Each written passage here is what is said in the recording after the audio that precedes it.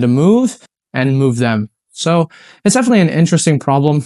I think it's just almost like a tool you can use to solve the problem that they're giving you in regards to what type of retention are they giving you, and kind of give you some form of direction.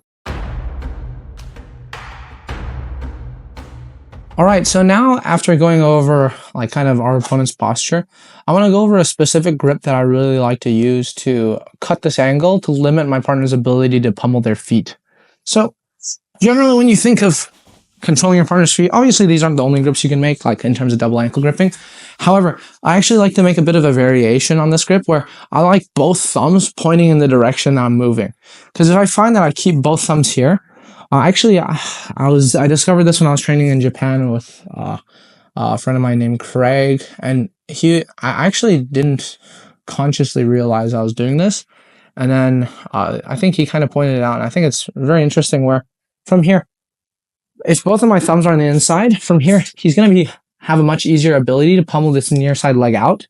I kind of extend it through and pummel the square up and get this near side leg free.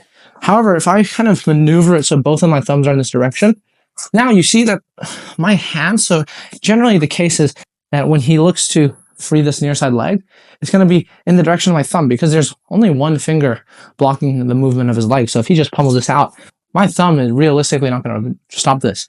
And if you just try to press it from the bottom down, it's going to make it very difficult for you to effectively cut an angle, right? So for me to effectively cut an angle, I'm keeping this bend. But you see now, the only thing that's in the way of him pummeling his foot is my thumb. So now when he pummels, it's out. So instead of doing that, I'm going to actually invert one grip. So both thumbs are pointing in the direction that I'm moving towards.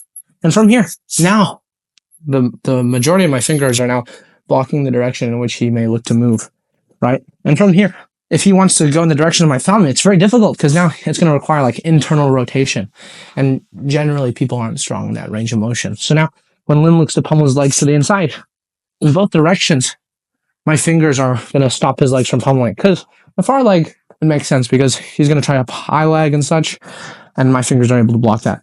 But in terms of the near leg, by having my grip be inverted, now when he tries to pummel out, pummel, I can even exert this kind of knee to bring their knee away from chest pressure to then eventually look to close distance and actually get to a pretty decent pass. So taking into consideration the stuff we talked about before in regards to extension and retraction, when we feel like, okay, they're retracted, we can actually use this type of gripping to make it so that we can stop their legs from pummeling. And we'll talk about the value of stopping their legs from pummeling a little bit more in the maintenance phase. But in terms of entry, it's going to be so difficult to enter if every time we enter, they pummel their legs up and are able to square up. So if we can actually use this kind of inverted grip on the near side when Lin looks to try regard, it's actually going to be very difficult. And then we can chain into a lot of other great passing options for us. So just making that small little change is like a really nice practical detail that I think is very helpful.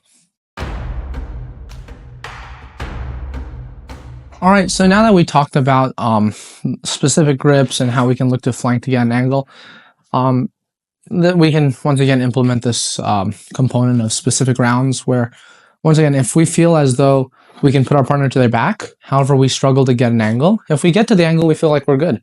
But we must go through this process of achieving the angle in order to actually work from there. If you feel like this is the area you're struggling with, I recommend using specific rounds where, once again, you can modulate intensity by saying, okay, like Lin, let's say you're on your back.